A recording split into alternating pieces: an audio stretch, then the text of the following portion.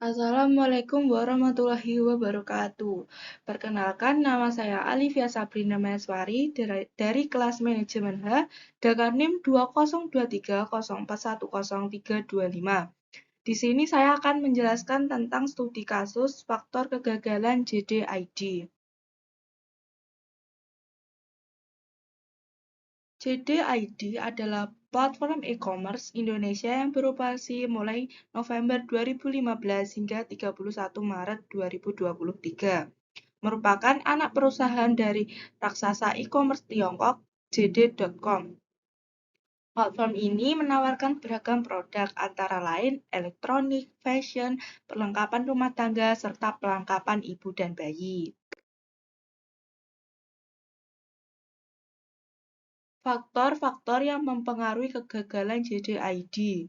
Yang pertama, JDID tutup karena model bisnisnya yang B2C, business to customer, yang artinya mereka langsung menyediakan barang dari perusahaan sehingga mereka menjalin kerjasama banyak pihak terkait, seperti menjalin kerjasama dengan banyak pihak dalam proses jual beli online seperti perusahaan pergudangan, pengolah platform belanja online yang dikenal dengan e-commerce enabler, hingga perusahaan logistik last mile.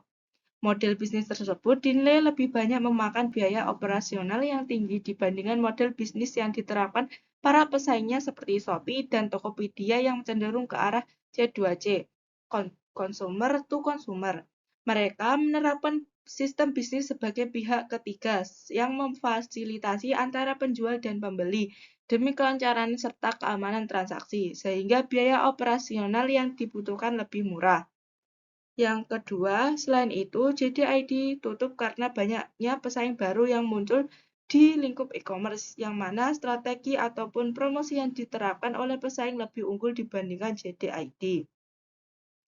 Yang ketiga, JDID yang berfokus dalam memasarkan produk original tersebut yang harganya cenderung tinggi, tidak mampu memenangi persaingan dari pesaing lain seperti Shopee dan Tokopedia yang menjual produk yang bervariasi dengan harga yang lebih murah. Langkah-langkah agar JDID bangkit dari keterpurukan.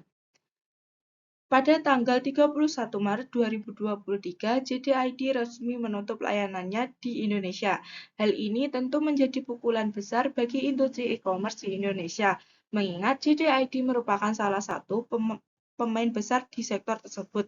Namun, bukan berarti JDID tidak memiliki peluang untuk bangkit kembali. Berikut beberapa langkah yang dapat ditempuh JDID agar bangkit dari keterpurukan bisnisnya dan terhindar dari kebangkrutan.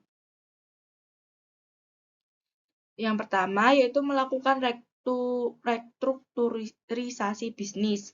Yang kedua, mencari investor baru. Yang ketiga, meningkatkan strategi pemasaran. Yang keempat, memanfaatkan teknologi baru. Yang kelima, berfokus pada layanan yang spesifik. Yang keenam, memperkuat layanan pelanggan. Yang ke-7, membangun brand image yang positif. Yang ke-8, menyesuaikan diri dengan perubahan pasar. Yang ke-9, menawarkan layanan yang unik dan berbeda. Yang ke-10, membangun budaya kerja yang positif.